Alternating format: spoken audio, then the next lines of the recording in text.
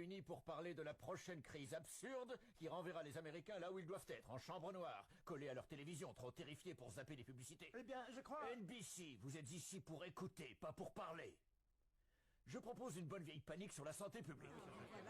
Une nouvelle maladie. Personne n'est immunisé. C'est comme l'été du requin, sauf que au lieu d'un requin, c'est une épidémie. Et au lieu de l'été, c'est tout le temps. Ah oui, tout à fait. Excellent. Je déteste être le gars qui dégomme l'idée que tout le monde adore. Il adore être ce genre de gars. Mais Janice, nous avons une éthique. Ça ne peut pas être une maladie inventée. La seule chose morale à faire, c'est répandre un virus mortel dans tout le grand public. Nous avons quelque chose que nous avons gardé secret mais qui n'a pas été testé. Venez par ici, NBC. Eh bien, nous croyons effectivement dans les tests, mais je... Wow! Ouais. Bon, nous avons notre maladie mortelle. Maintenant, nous devons rejeter la responsabilité sur quelque chose qui est dans chaque foyer. Quelque chose dont le public a déjà un peu peur aujourd'hui. La grippe châtière arrive, mesdames et messieurs. Le Centre de désinformation de la santé prédit avec un certain degré de probabilité que la grippe du chat pourrait se répandre selon le schéma de contagion hypothétique suivant. Alors, soyez très prudents. Ce petit corps chaud sur vos genoux est peut-être prêt à détruire vos organes vitaux.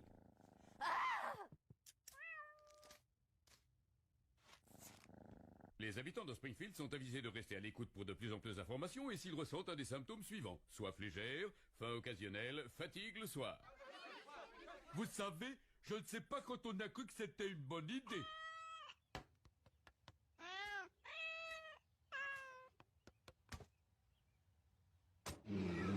Dépêche, fiston, il faut brûler tout ce que le chat a touché avant que le virus nous rende paranoïaques.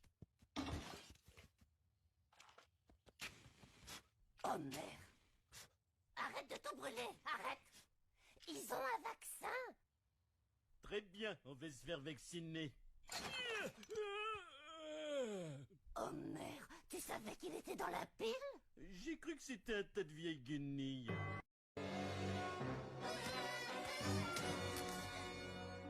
Merci, Barney. On n'a plus besoin de vous, Mo.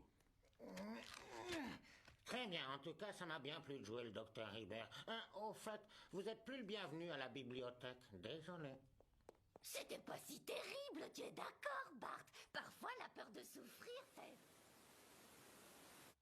Ah, il y a un truc qui cloche. J'entends rien. Docteur, votre diagnostic. Le vaccin a fait gonfler les conduits auditifs au point de les boucher. Peut-être est-ce le moment de parler des effets secondaires. Il devrait retrouver Louis dès demain. Si ce n'est pas le cas, appelez-moi aux Bahamas. En attendant, je lui offre mon stylo pour qu'il puisse communiquer. Cool. Oh, il marche bien, essayez-le. Oui? Vous venez de renoncer à toute poursuite en nouille.